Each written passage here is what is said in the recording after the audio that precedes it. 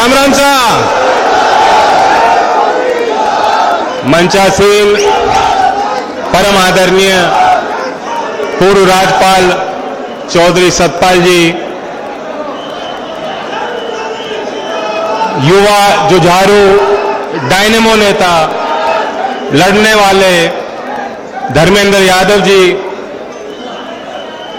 हमारे राजस्थान के लोकप्रिय युवा, यहां भरतपुर की पहचान को आपको याद दिलाने वाले, जो उनके परिवार ने इस मिट्टी की सेवा की, आदरणीय सचिन पायलट जी,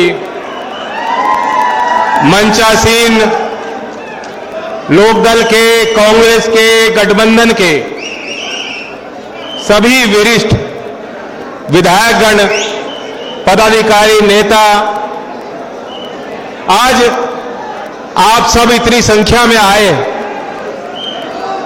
मुख्यमंत्री जी भी हमारे बीच आए, गोविंद डोटासरा जी भी उनके साथ आए,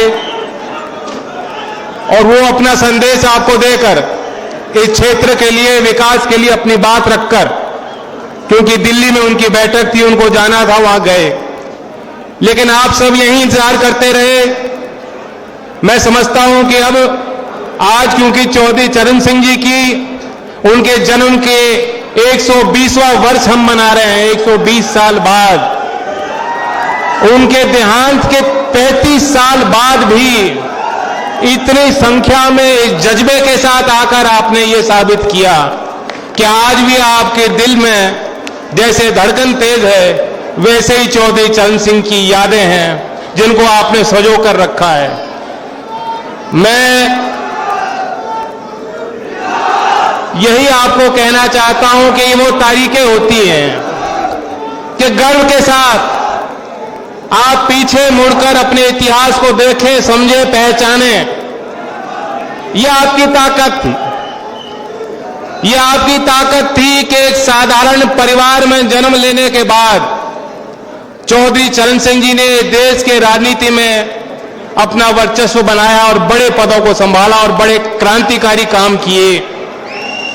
ये सही बात है, आज भी ग्रामीण भारत के लिए वो एक सिर्फ किरण नहीं कह सकते, मशाल की तरह उन्होंने जो प्रकाश दिया। आज अगर झोपड़ में गरीब के घर, मजदूर के घर कोई बच्चा पैदा होता है, वो समझता है कि हमारे इतिहास में चौधरी चरण सिंह जी जैसे लोग जन्म हुए, इस मिट्टी के लाल पैदा हुए, इस मिट्टी की सेवा उन्होंने की हो, तो उसके अंदर एक आत्मविश्वास की भावना जगती है कि मैं भी वो सारी संभावनाएं मेरे लिए भी उतनी ही जिंदा है, प्रबल है। आज भी जो चौधरी चरण सिंह जी ने नारा दिया था कि देश के खुशहाली का रास्ता देश के खेत और खलिहानों से होकर गुजरता है, आज भी उस नारे की गूंज है। आज भी गली कूचे में दूर तक लोग इस बात को जानते हैं कि असल भारत जहां विराजमान है, भले ही आज भी वहां पिछड़ापन हो, गुर्बत हो, गरीबी हो, लाचारी हो, भले ही गरीब के साथ देश के सरकारी तंत्र की तरफ से बदतमीजियां हो, मनमानी हो, दुराचार हो, सब कुछ सहन करके भी बड़ा हिम्मत वाला है देश का गरीब किसान और मजदूर और उसका बच्चा, जो फिर खड़ा उठता है, फिर देश के लिए योगदान देने के लिए तत्पर रहता है। तो यह आपकी खूबी है, यह आपकी ताकत है। मैं इस ताकत के आगे नतमस्तक होता हूं, और हम सबकी इच्छा है कि समाज की आपकी शक्ति आगे और बुलंद हो। सतपाल जी ने जो बताया, चौधरी साहब के जीवनी के बारे में वो बातें बताई, शायद बहुत लोग यहां नहीं जानते हो। आज आप कल्पना भी नहीं कर सकते, ऐसे समय में जब हम अपने वेशभूषा पे क्या कपड़े पहन रहे हैं, इस पर इतना हम लोग ध्यान देते हैं। प्रधानमंत्री जी की शोले आपने देखी होंगी, कपड़े देखे होंगे, मैं कोई तीखी टिप्पणी नहीं करना चाहता, यह भी उनकी खूबी है, लेकिन उन्होंने बात बताई कि देश के ऐसे भी प्रधानमंत्री रहे जिनका कुर्ता फटा था, उनको कोई टोकता था कि आपका कुर्ता फटा, वो कहते थे नहीं, मेरी दादी जी को उसी कपड़े से उनके लिए बनियान बनाना है। इतनी सादगी, इतनी सरलता, इतनी ताकत आज ढूंढने को मिलती नहीं है। तो एक सच्चाई है, भले कड़वी लगे लोगों को, लेकिन आज भी चौधरी चरण सिंह जी की कमी भारतीय समाज महसूस करता है। आधुनिक भारत में नई समस्याओं के साथ, नई चुनौतियों के साथ जूझने के लिए, नए समस्याओं के साथ नए तरीके से जूझने के लिए आज भी हम चाहेंगे, ये देश की प्रबल इच्छा है कि किसी गांव के किसी गरीब के घर चौधरी चरण सिंह जैसा महान विचारक दोबारा पैदा हो, बाबा भीमराव अंबेडकर जी जैसा महान विचारक दोबारा पैदा हो, सरदार पटेल जैसा विराट व्यक्तित्व दोबारा विकसित हो पाए। ये हम सब की इच्छा है। मैं धन्यवाद देता हूं, यहां मुख्यमंत्री पधारे और उन्होंने क्षेत्र के विकास के लिए बात रखी। बधाई देता हूं क्षेत्र के सभी सभी जनप्रतिनिधियों को जिनका इसमें योगदान रहा है। विश्वेंद्र जी हैं, हमारे पार्टी के विधायक, इसी क्षेत्र के मंत्री हैं। और ये बधाई की बात है कि मैं देखता हूं कि हर बजट में भरतपुर की अलग चर्चा होती है। भरतपुर ब्रज क्षेत्र का हिस्सा है, बहुत लगाव और प्यार आपने मुझे भी दिया है, सचिन जी को दिया है, राजेश जी, आदरणीय राजेश जी पहला चुनाव इस क्षेत्र से लड़के गए, तो इसलिए हमारी जवाबदेही आपसे भी है और खुशी होती है देख करके भरतपुर जी का नाम, भरतपुर का नाम, लोहागढ़ भरतपुर का नाम हर बजट में अलग से छापा जाता है। ये भी एक बात कहना चाहता हूं कि जो पहल राजस्थान सरकार ने ली है, हम मांग उत्तर प्रदेश में भी करते आए हैं और हम चाहते हैं कि विभिन्न राज्यों में काम होना चाहिए। पहले तो देश में रेल का बजट अलग होता था, हम और आप जैसे लोग सदन में बैठ के चर्चा कर पाते थे। गांव में बैठा व्यक्ति जानता था कि मेरे जनपद में कौन सी नई ट्रेन, कौन सी नई सुविधा मिल सकती है, और आपका एक दबाव सरकारों पे बनता था। हमारी यही इच्छा है कि उसी तरह किसान के लिए, गरीब मजदूर के लिए भी अलग बजट होना चाहिए। और बेहद खुशी है कि राजस्थान में जो सरकार है उन्होंने पहल की है और कृषि बजट अलग से पेश किया, क्योंकि बहुत सी ऐसी योजना बनती हैं जो सरकारी जाल में फंसी रह जाती हैं। वो सरकारी जाल में, मकड़े जाल में फंसे रहती हैं, जमीन पे, धरातल पे उन योजनाओं का लाभ नहीं पहुंचता।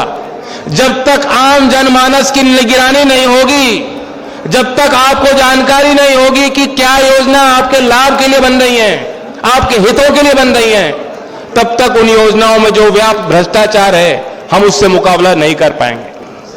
24 साहब के संबंध में मैं आपको एक और बात बताऊंगा, गौर करना नौजवानों, आप गूगल पे सर्च करोगे आपको वीडियो मिल जाएगी। चौधरी चरण सिंह जी ने जब 15 अगस्त को भाषण दिया था लाल किले से, आजकल तो बहुत बड़े बड़े शो होते हैं, पूरी ताकत झोंकी जाती है सभाओं में, लेकिन उस भाषण को भी आप देखिएगा। आज ऐसी सरकार केंद्र में है जो लाख गलतियां कर दे लेकिन एक भी मानने को तैयार नहीं है। आज हमने देखा जब नोटबंदी हुई किसी से पूछा नहीं, अब अग्निवीर योजना लाए हैं, जितने नौजवानों की फौज है,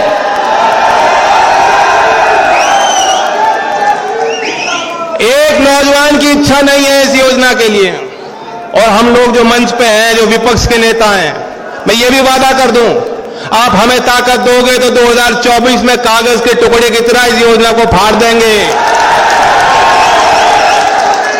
4 साल की नौकरी नहीं होती।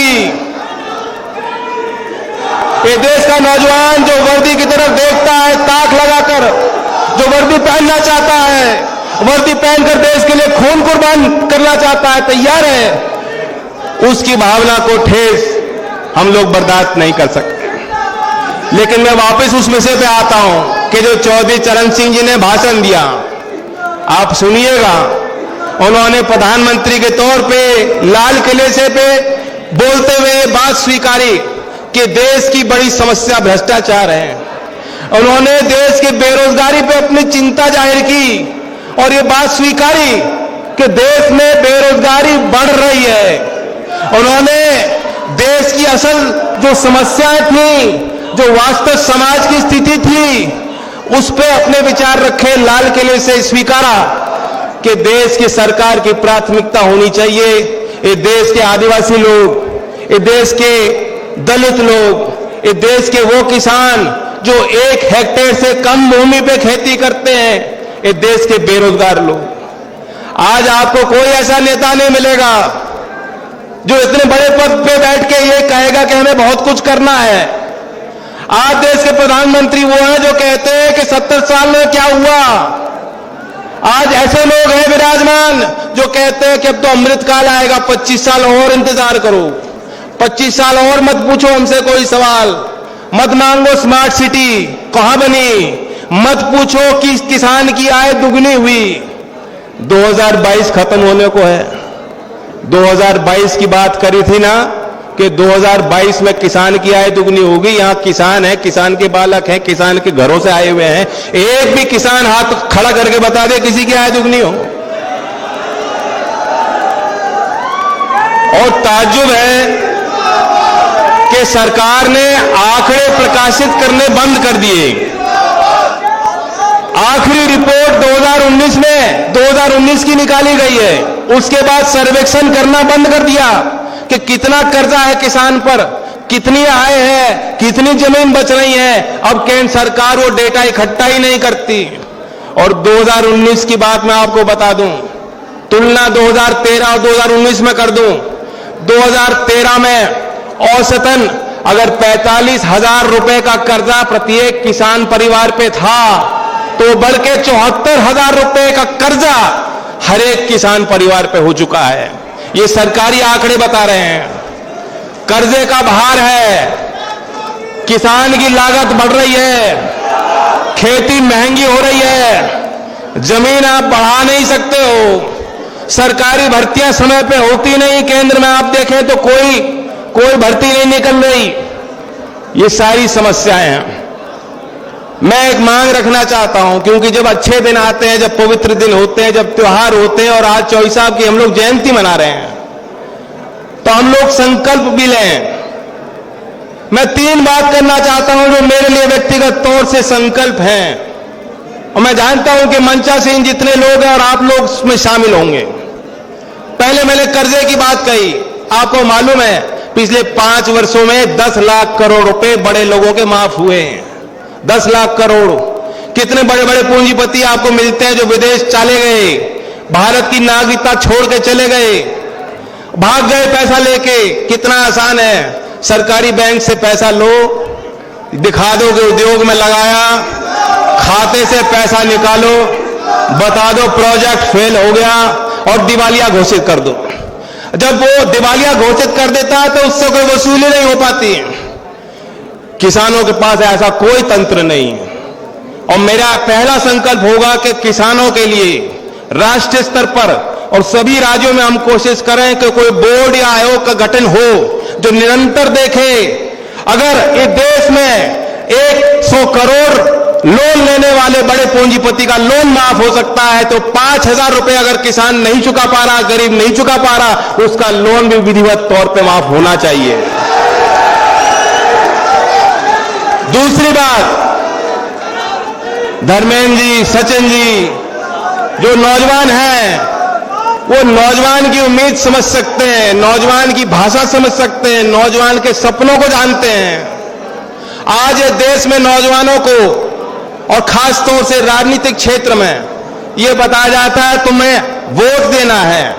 हर एक नौजवान को बताया जाता है कि तुम्हारी वोट बनी कि नहीं बनी, वोट जरूर देना। जब ऐसी सभा होती है तो कार्यकर्ताओं को कहा जाता है भाई दरी बिछाओ, दरी बिछाओ, लोगों को लाओ, प्रचार में जुट जाओ। लेकिन जब चुनाव लड़ने का मौका मिलता है तो मौके नहीं मिलते। खुशी भी देखकर निर्मल जयपुर से चल के एक नौजवान, प्रतिभाशाली नौजवान आपके बीच आए। और ये मेरा दूसरा संकल्प है। संसद के इस सत्र में जो अभी चालू है, मैंने निजी विधेयक पेश किया। मेरी मांग है, सुन लीजिए, अगर देश में 21 साल में नौजवान प्रधान बन सकता है, पार्षद बन सकता है, सरकारी अधिकारी बन सकता है, शादी कर सकता है, बच्चे कर सकता है, वोट कर सकता है, बड़े फैसले ले सकता है समाज के लिए, तो उसे विधानसभा में, विधान पालिकाओं में और देश की संसद में भी जाने का अधिकार मिलना चाहिए। आप सहमत हो?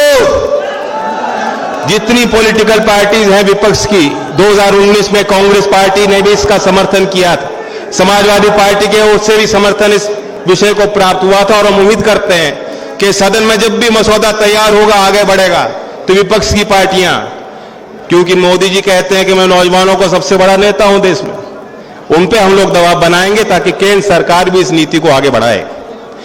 तीसरा संकल्प जो मैं कहना चाहता हूं, जो बहुत बड़ी बात है, वो बराबरी। जब से देश में संविधान लागू हो गया और आपकी एक एक वोट बन गई, तो हम बराबर होने चाहिए। लेकिन आज की भी दुविधा आप देखिए कि गरीब की मां की कोख में पल रहा बच्चा और एक बड़े शहर में दूसरी परिस्थितियों में बच्चा, दोनों की तुलना आप नहीं कर सकते। अभी भी वो बराबर आर्थिक तौर पर, सामाजिक तौर पर नहीं है। ये देश में आरक्षण व्यवस्था है, लेकिन निजीकरण के दौर में ये सब जो जान चुके हैं कि सरकारी क्षेत्र में उतनी नौकरी, उतना रोजगार नहीं मिलने वाला, लेकिन निजी क्षेत्र में सारी व्यवस्थाओं का लाभ आपको नहीं मिल पाता। आपने कभी जांच की है कि देश में जितने बड़े उद्योग हैं, जो अपर मैनेजमेंट है, जो ऊपरी तौर पे जिनके हाथ में बागडोर है, जो बड़े फैसले कंपनियों में लेते हैं, वहां कितनी महिलाएं हैं? नहीं है। कितने गांव के बच्चे हैं? नहीं है। कितने अनुसूचित जात और जनजात के बच्चे हैं? कितने पिछड़ों के बच्चे हैं? कितने किसानों के बच्चे हैं? और आप पाएंगे कि बहुत कम नौजवानों को नौकरी मिल पाती है। ये गांव के बच्चे निकलते हैं, अगर ड्राइवर बनना हो तो ड्राइवर बन जाओगे, गार्ड बनना हो तो गार्ड बन जाओगे। और अग्निवीरों के लिए भी यही भाजपा के लोग कह गए थे कि चिंता मत करो, 4 साल में, 4 साल बाद सिक्योरिटी गार्ड की तुम्हें हम वर्दी पहना देंगे। क्या ऐसी नौकरी तुम्हें पसंद है? नौकरी में कोई खराबी नहीं है, कोई काम छोटा बड़ा नहीं होता, सब काम बराबर होते हैं। हम श्रमिक का सम्मान करना जानते हैं, लेकिन आपके अंदर जो विशेषताएं हैं, जो मेहनत करने की क्षमता है, उसे पूरी संभावनाओं का सागर आपके सामने खुला होना चाहिए। ये नहीं होना चाहिए कि गांव के बच्चे यहीं तक पहुंच पाएंगे। इसलिए मेरा तीसरा संकल्प है, और उसके लिए मैं कोशिश करूंगा, मसौदा तैयार करूंगा आप सबके विचार विमर्श और सहयोग से, कि देश में इक्वल अपॉर्चुनिटी कमीशन का गठन होना चाहिए, सामाजिक बराबरी का आयोग का गठन होना चाहिए, जो देखे प्राइवेट सेक्टर में नौकरियां भी गांव देहात के बच्चों को मिलें। और इसलिए मैं कह रहा हूं कि ये मुद्दा महत्वपूर्ण है। हाल में जो सर्वोच्च न्यायालय ने डिसीजन लिया है, ईडब्ल्यूएस कोटा के संदर्भ में जो डिसीजन लिया है, अब 50% का कोई कोटा पे कोई कैप नहीं रह गया। विभिन्न राज्यों में 50% से भी ज्यादा कोटा मिल रहा था। हमने राजस्थान में भी देखा था, गुर्जर समाज के ओर से एक बड़ा आंदोलन यहां चलाया गया था, उसका समर्थन भी बहुत लोगों ने किया। लेकिन वही बताया गया कि 50% कोटा का कैप है। लेकिन अब सर्वोच्च न्यायालय के हाल के डिसीजन के बाद दोबारा सामाजिक न्याय के झंडे को लेकर गांव की पगडंडी तक हमें ये नारा लेके जाना है, क्योंकि हमारी वोट बराबर है, समाज में भी बराबरी हमें मिलनी चाहिए। ये हमारा मौलिक अधिकार है, ये संविधान के मूल ढांचे का हिस्सा है और एक एक नागरिक का अधिकार बनता है। मैं अपनी ये बात कहकर, मेरी मंशा कोई लंबी चौड़े भाषण देने की नहीं थी, मुझे सभा का अध्यक्ष बनाया गया, जबकि मैं मानता हूं कि जो भी नेतागण आज आए हैं वो मुझसे लगाव मानते हैं इसलिए नहीं आए, वो आपसे लगाव मानते हैं, और वो चौधरी चरण सिंह जी के प्रति उनके मन में श्रद्धा भाव है, इसलिए वो खींचे चले आए हैं। मैं उन सबको धन्यवाद देता हूं। और लोकदल के जो हमारे वरिष्ठ, हमारे जिले के 22 साल से अध्यक्ष रहे हैं, हमारे कार्यकर्ता कितने कमजोर क्यों ना हो, और हमारे कांग्रेस पार्टी जो राज्य सरकार चला रही है, उनके भी कार्यकर्ताओं ने जिस तरह से मेहनत करके इस मंच को सजाया है, मैं धन्यवाद देता हूं। मैं ये भी आपको सूचित करना चाहता हूं कि हम किसान घाट से सुबह चल के आ रहे हैं, वहां चंद्रशेखर आजाद जी भी आए थे, मौजूद थे, और उन्होंने किसी कारणवश यहां नहीं आ पाए। उन्होंने अपनी आपको मैसेज संदेश दिया कि उनकी कमी आप महसूस मत कीजिएगा। हमारे सामाजिक न्याय और किसान गरीब की लड़ाई में वो कदम से कदम मिलाकर आपका साथ देंगे। ये उनकी बात मैं आपके बीच रखना चाहता था। और ये मैं बैठा था, मैं सुन रहा था, गिरिराज महाराज की जय बोला गया। हम तो लोक देवताओं को ज्यादा मानते हैं, लेकिन अब लोग बुरा मान जाएंगे कि दाऊ जी महाराज की जय ना बोलूं तो, या राधा रानी की जय ना बोलूं तो ब्रज के कण कण की जय, ब्रज की जनता की जय, देश के किसान मजदूर की जय, हमारे भाईचारे की जय। धन्यवाद।